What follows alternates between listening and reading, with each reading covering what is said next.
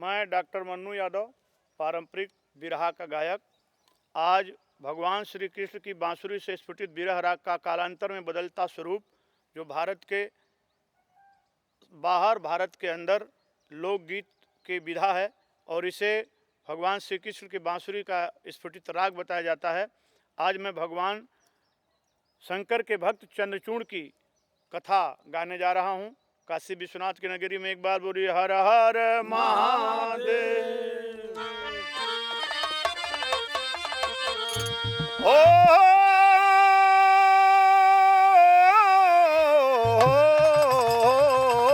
राम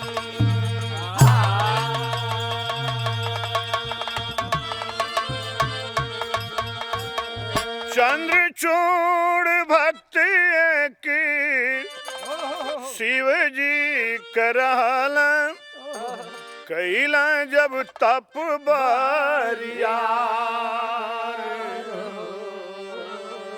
और तप बल देखी हिल गईला असनवा तो प्रकट हुए त्रिपुरा। हो जोगिया प्रकट हुए त्रिपुरा।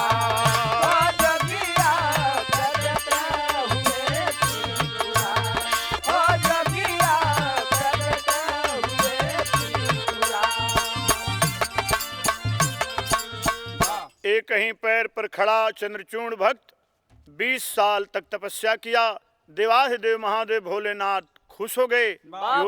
मुझसे भूल हुई, लेकिन मेरा भक्त इतना उदार है कि कुछ बोला नहीं, एक ही पैर पर खड़ा रह गया। कहे बेटा तुम्हारी भक्ति में मैं खुश हूँ, जाओ एक वरदान तुझे देता हूँ, घर से विचार करके आओ, मांग लेना। चंद्रचूड़ सोचा 20 साल से मेरी माता, मेरी पिता, मेरी भार्या घर पे हैं, चल देता है घर की ओर। तो निर्गुण सगुन के गीत यहाँ बिरहा के पारंपरिक माटी के देवलगिल भोजपुरी में। और लहगली बजारी आया गामपुर हो हीरा रतन बिका। गामपुर हो हीरा रतन बिका। बाबा बाबा बजारी आया गामपुर हो हीरा रतन बिका। लेकिन चंद्रचूड़ क्या सोच रहा है? समस्याएं मेरे सामने कई हैं। देवाधिदेव महादेव एक ही वरदान देंगे, अब मरता क्या नहीं करता। देख ही के बानी चतुराइया न हो भगत बड़की भगवान। देख ही के बानी चतुराइया न हो बड़की भगवान।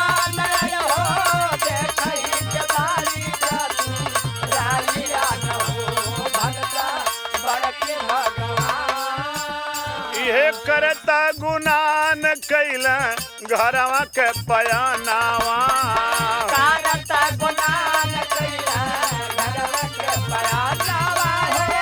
करता गुनान कैला घरवा के पयानावा। और शिवजी का शर्त कहला, शिवजी का शर्त कहला जाई के समानावा। शिवजी का शर्त कहला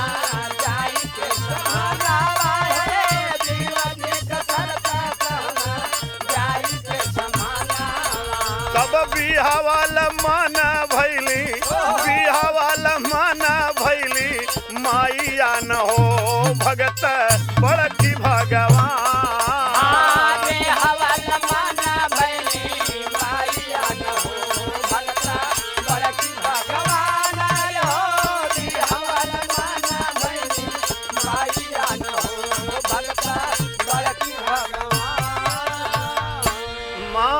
माँ दोनों आंख की अंधी मतारी जब अपने बेटे की आवाज 20 साल बाद सुनी, करेजा बाबूजी और माँ के हरियर हो गई। खेरे बेटा आगे वरदान लेकर। हाँ माँ, भोले बाबा हम पे खुश हैं, एक वरदान देने के लिए बोले हैं, बोलो क्या मांग लूं। दोनों आंख की अंधी मतारी कह रही है बेटा जिंदगी सफल जस लाल जनमावली। बेटा हमार जिंदगी इतना सफल रहल कि तोहरे जैसन बेटा के जन्म दिली, लेकिन हम कितना अभागन है कि लाल के सूरतिया कबो देखहु न पवली। लाल के सूरतिया कबो देखहु न पवली, लाल के सूरतिया कबो देखहु न पवली। मांगी ले बा भोला से ना या नवा न हो भगत बड़की भगवान। मांग ले बा भोला से मांगा नवा न हो भगत बड़के भगवान हो। मांग ले बा भोला से मांगा नवा न हो भगत बड़के भगवान। जा बेटा जा, भोले बाबा से आंख में रोशनी मांगला। चंद्रचूड़ सोचा कि हो माँ के लिए आंख में रोशनी मांग लूं। पिताजी भी हैं, पिताजी के पास गया, प्रणाम किया। चंद्रचूड़ बोले बाबूजी बेटा आ गए? कहे हाँ। बाबा खुश हैं, एक वरदान देने के लिए बोले हैं। पिताजी क्या मांग लूं? आदर्शवादी पिताजी बोले माँ तुम्हारी अंधी है, अपने माँ से नहीं पूछे हो?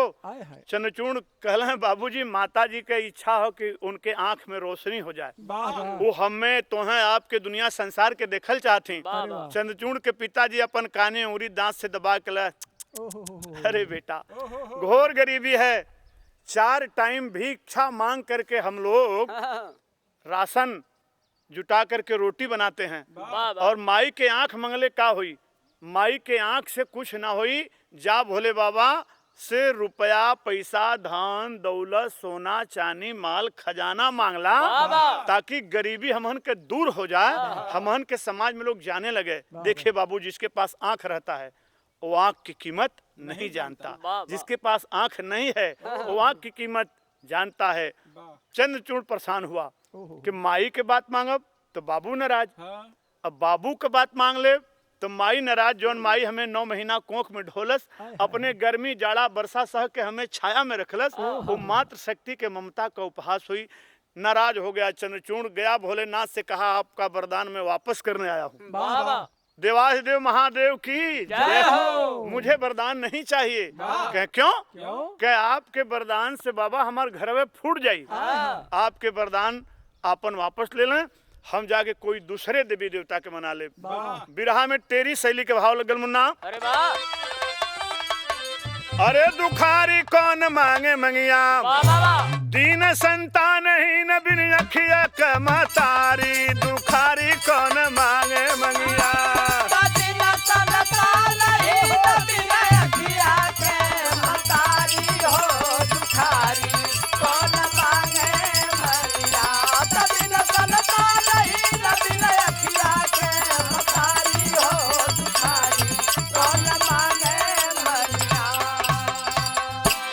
दीन माने गरीब, संतानहीन मतलब बाज और बाझीन, बिना आँख की मतारी।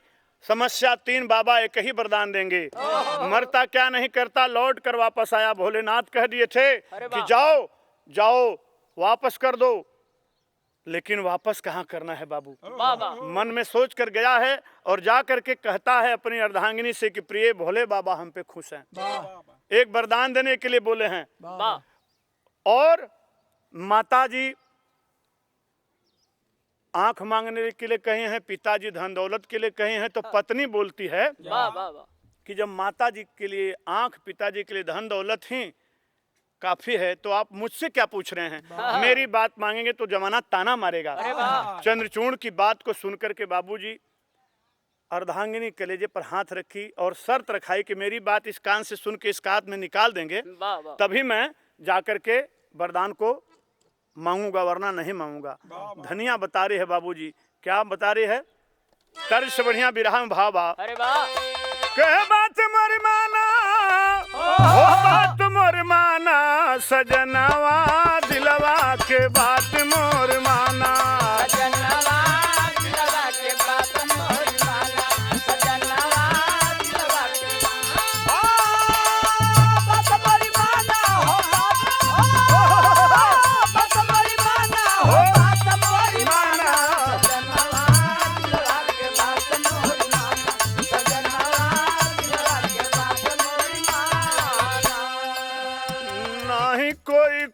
में बा दिया बरवैया हो आखिरी समैया में के लागी गोहन स्वामी बेटवा ना लायक एक लायक रहत हीरवा त एक लोटा पानी लेके लगत स्वाम जौने दिन प्राणनाथ चोलाई छुटी जात कन्हवा उठा के लाल ले जाता मसाना अलोक अलिहाजी जानी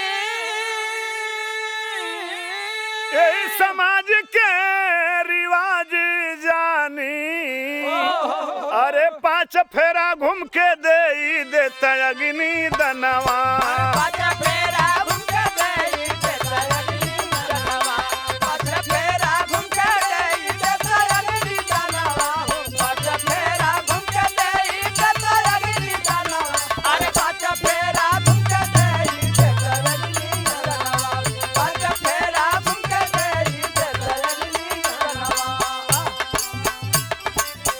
चंद्रचूड़ समझ गया कि माँ के आंख से पिता के धन दौलत से कीमती औरत की गोद में बेटा नहीं है वह जरूरी है बाबा। लेकिन अगर उसको मांग लिया तो मेरे घर में मेरे समाज में मेरा उपहास होगा कि माता पिता को पत्थर के नीचे दबाकर अपने औरत की बात को मान लिया। अब मैं ना जिंदा रहूंगा ना इस माँ का कष्ट पिता का कष्ट अर्धांगिनी का कष्ट देखूंगा।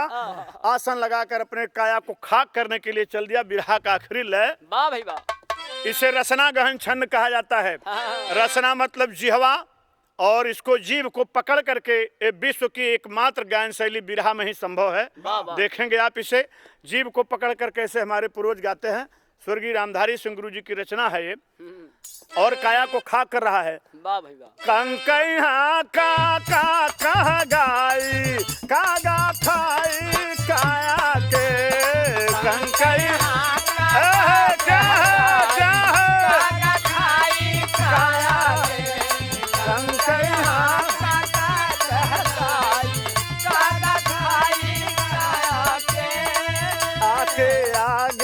कागा गाई गागा कागा अंग अंग खाई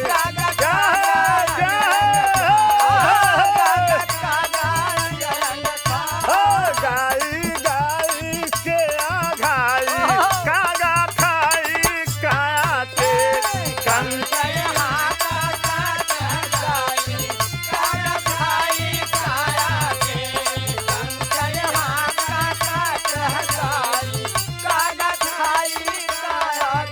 आघा के आगे कागा आके अंग अंग खाया का खा गा घा अंग हा या का है अंग।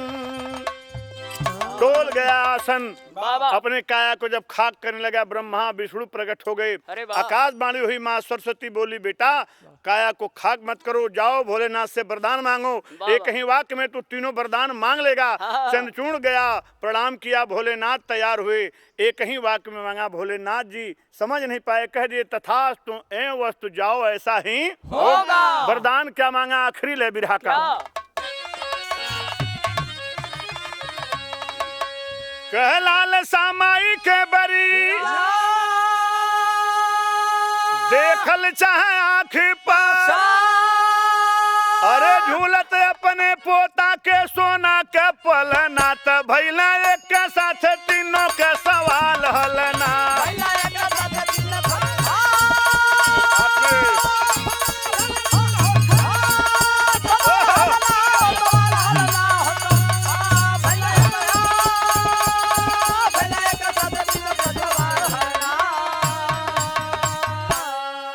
एक ही वाक्य में माँ के लिए आंख पिता के लिए धन दौलत अर्धांगिनी के लिए बेटा मांग लिया। कहानी समाप्त हुई। कहना हुआ खानदान का परिचय। गुरु बिहारी गुरु गणेश नंदन राम जियावन सुरक्षित धारे गुरु रमधारी विमल ज्ञान दे पावन। अरे दुखारी कौन मांगे मंगिया तो गिरी प्रहलाद मन्नू बिरहा में दमदारी दुखारी कौन मांगे।